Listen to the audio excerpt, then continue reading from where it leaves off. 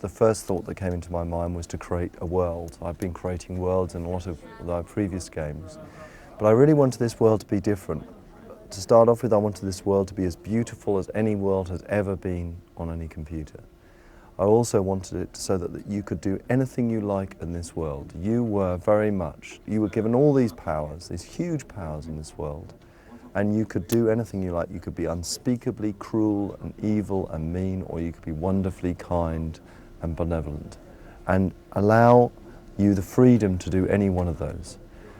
And I'd seen a film called The Dark Crystal. I don't know if you've ever seen The Dark Crystal. In The Dark Crystal there is there's Skeksis tower is all black and horrible, and all the landscape around the Skeksis tower is black and horrible.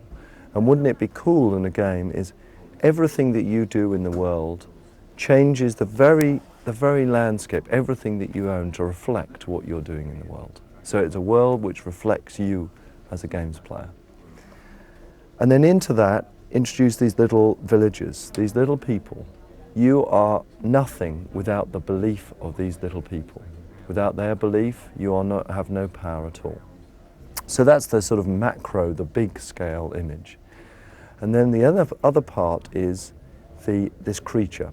A creature that you can take, any living thing in the world you can pick up and nurture and grow up and give a personality. You tell this creature what is right and wrong. You teach this creature anything you like. And it is a completely artificial life, artificial intelligent creature, as sophisticated as anything that has ever been done before. The first thing that we're going to look at is the world itself. This is your citadel. This is where you reside, and this obviously changes and morphs to reflect what you're like as a games player. Just as I said, the landscape around it changes and morphs. So you'll notice the first thing in the game that, unlike all my previous games that had a huge number of icons, in Dungeon Keeper there were some 64 icons, this has none. There are no icons in this game whatsoever. The only thing there is this hand. And this hand replaces those icons, and it also replaces the keyboard. I wanted to sort of redesign and re-look at the way these games were played. So all you do to scroll around the world is to literally click and grab the landscape. Now if we look at this world, we've got a little village here. This is a Celtic village, and the village life in here just goes on. They're not even aware of me. They're farming the fields over there. They're going out and doing their daily business here. And within this village they have a storage pit where they collect different things. And I'm going to show you a bit of a party trick now. And I'm actually going to use the keyboard for this because I have to go closer than I normally do. So if you have a look in that storage pit, you can just see here there is a barrel. And on that barrel is a little apple. And in that apple you can just see there is a worm. And I can go from looking at this worm and pull back and actually look at the whole village, obviously, and even go further back and look at the whole world. And as you see, there is very, very little in the change of the frame rate of the game. It's that resolution and the scalability of you going in and coming out of the game which is so enticing to people. Now, into this village, into this world, I'm going to show you a creature now, an artificial life creature that I have nurtured up. He's one that I specially prepared for the show, because otherwise we'd be here for a very long time. And this creature, as I said, you get to teach it anything you want, however sophisticated that is. So I will put him down here, and here he is. He's just going to wander around the world looking at different things. You decide whether he's doing things that are right or wrong. He's just got someone's between his legs at the moment. He's picked them up. And he's decided to eat that little person. Now, you may think, well, I don't like him doing that. I don't like him eating my little people. I don't want him to use it as food. So all you do is click on him, and you're now absolutely interacting with him. And I'm going to tell him off now for eating that little person. I tell him off just by slapping him with a mouse just by pushing him around. And that tells him the lesson that it was bad, the last thing he did was bad. And he obviously feels a little bit depressed by this. And so what you can do alternatively, you can just tickle him and caress him. Like you stroke a cat or a dog, I can put my hand through his hair, I can tickle his foot. Sometimes he doesn't like his foot being. I can tickle his foot, and slowly that tells him, it gives him a lesson of what is right and wrong.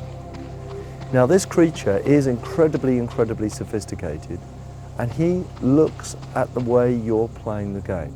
It's not only lessons like that he learns, he's actually looking at and watching you playing the game. Just as a child looks at his father, so this creature is looking at you. If you're doing horrible, nasty, mean things in the world, he will think that is good. That is the right thing to do. This is now not inside the game world at all. He's just inside this editor, but he allows me to show some cool things off about the creature. The first thing to note, to remember, is that at the start of the game, he's actually this small, tiny little thing.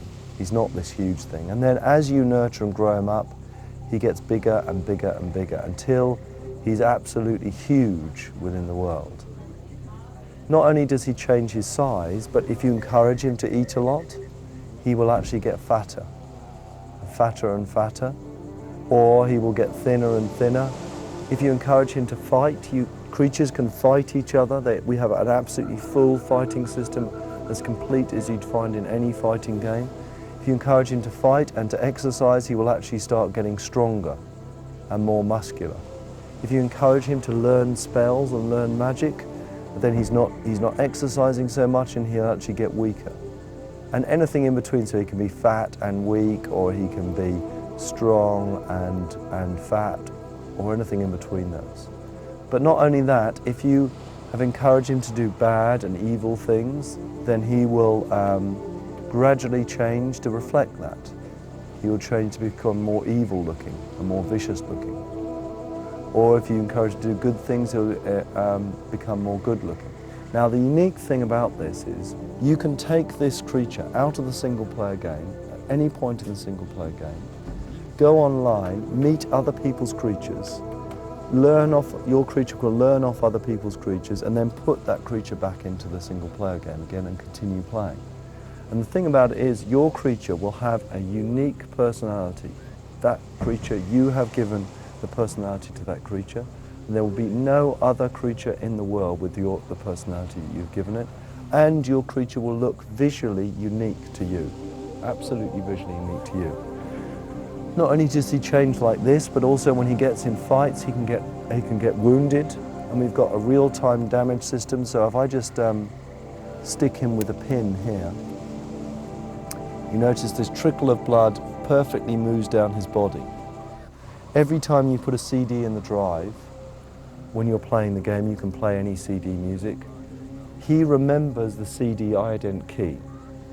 If you're mean to him while that piece of music is playing, then the next time the piece of music comes on, he will put his hands over his ears. If you are nice to him while that music is playing, the next time he plays the music, you play the music, he may well learn to dance in perfect time to that music. These little people, their job in this world is to worship you. Your objective is to get as many of these little people within this world to worship you. And at the moment, these people down here worship me, but there are lots of people in the world. Over here, we've got a North American Indian tribe that doesn't worship me at the moment. I can either go in there and I can kill a few of them, or make them suffer, or destroy a few of their buildings, and they will worship me because they are frightened. Or I can go in there and give them food and gifts, and they will worship me out of respect. And what happens when they finally worship me, they build this thing here. This is a totem, and it allows me to summon them to worship me at my worship site. So I can pull that totem up, and they will all go off and start worshipping me at this worship site. So if I just speed the game up, you can watch that they are now worshipping away. And the reason you want them to worship at your worship site is because you need their power. You are nothing as a god without belief.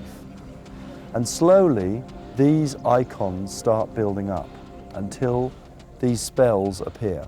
And what you can do is pick up one of these spells and cast them as magic. Now, if you and I are playing a multiplayer game, you may see that I've got lots of these people and you may think, oh, we'll destroy this storage pit. All the people will then run out of food and they'll starve. So I may think, well, I know what you're going to do there. I will protect this. So you can protect this through a shield. And the way you cast a shield is literally to draw the shield on the landscape. And wherever you draw that shield, this shield will appear. That now protects that area of the landscape.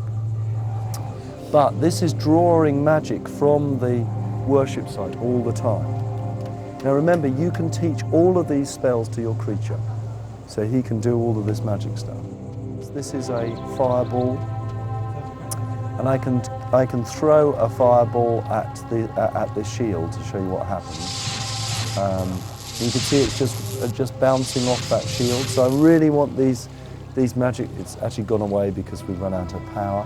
I really want these magical effects to be the most spectacular that's been in any game ever. So also what you can do is use secret gestures to power up your spells. For example, this is a secret gesture for the fireball. Oops, no, I do that again. It's a square. And it turns this into this sort of cataclysmic spell. It's not only destructional spells that we've got in the game, but you've got creational spells. For example, I've got, this is a forest. If I cast this forest near a village, you'll see the little villagers will chop down the trees and make more houses and build more things for me. So I'll just cast the forest down here.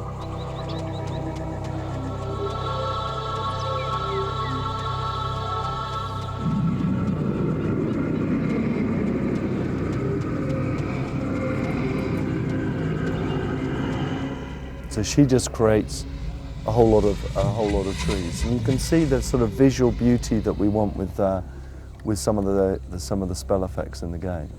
The difference between single-player game and multiplayer game. In the single-player game, you are playing through a story. It is not like any of my previous games. All of my previous games have been level-based. You play one level after another, doing the same thing over and over again. In this, you play through a story. At the start of the story, you just have a few little people that believe in you, and then you discover you're much more powerful and the world gets bigger. You discover you can actually nurture a creature up as another part of the story.